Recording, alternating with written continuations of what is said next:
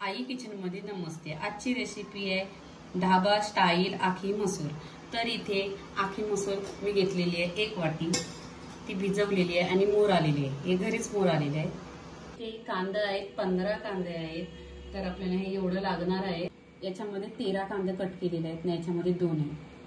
इथे 1 वाटी तेल आहे, तेल कमी नाही करायचं आणि कांदा पण नाही, भरपूर तेल आणि कांदा घ्यायचा म्हणजे टेस्ट येईल।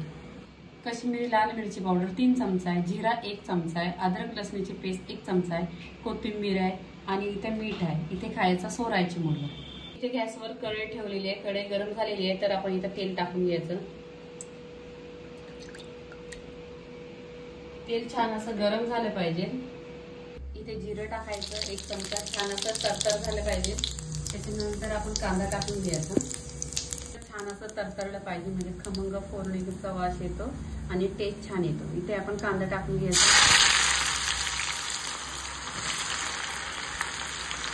इथे खायचा सोडा आहे चिमूटभर, तो टाकून घ्यायचा, कारण आपल्याला ढाब्यासारखीच बनवायची आहे आखी मसूर, म्हणून सोडा टाकत जा। अद्रक लसणाची पेस्ट आहे 1 चमचा, ती टाकायची।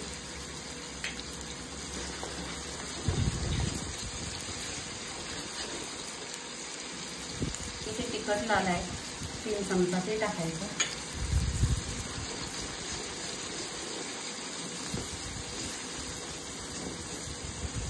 इथे बघा कलर तसा सुरेख आलेला आहे, तर इथे आपण आखी मसूर टाकून घ्यायची।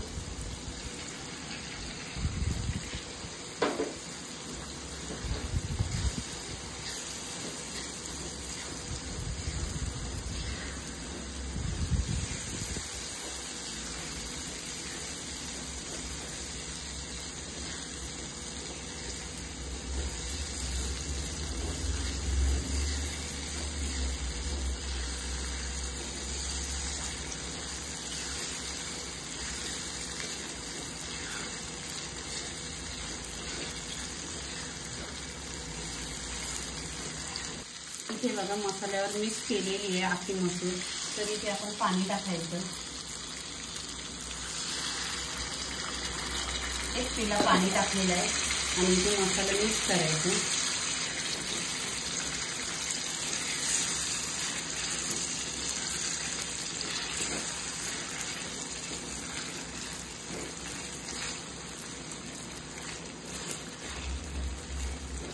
चवीनुसार मीठ टाकायचं।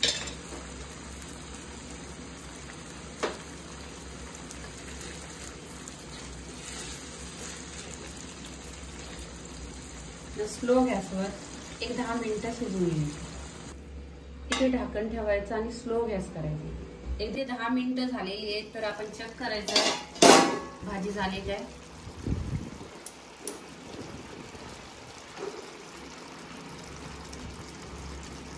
बघा इथे झालेली आहे, परफेक्टली शिजलेली आहे। ते फोडणीसाठी 1 चमचा तेल ठेवलेलं आहे, त्याच्यामध्ये आपण थोडा कांदा टाकायचा। कांदा छान असा तरतरला तर त्याच्यामध्ये अद्रक लसणाची पेस्ट टाकायची अर्धी चमचा। छान असं फोडणी एकदम खमंग वास आली पाहिजे, मग आपण त्या भाजीमध्ये टाकायचं आखी मसूरमध्ये, म्हणजे ढाबा स्टाईल आपल्याला टेस्ट आला पाहिजे आणि 1 नंबर टेस्ट येतो। तिथे बघा गरम झालेली आहे, तरतरवून गरम झाली पाहिजे। आता आपण फोडणी टाकून घ्यायची। आता इथे आपण ही फोडणी भाजीमध्ये टाकायची। बघा 1 नंबर टेस्ट येतो।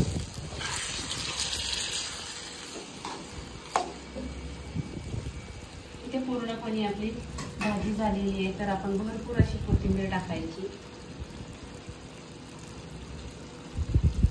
आणि एकदम मिक्स करून घ्यायची।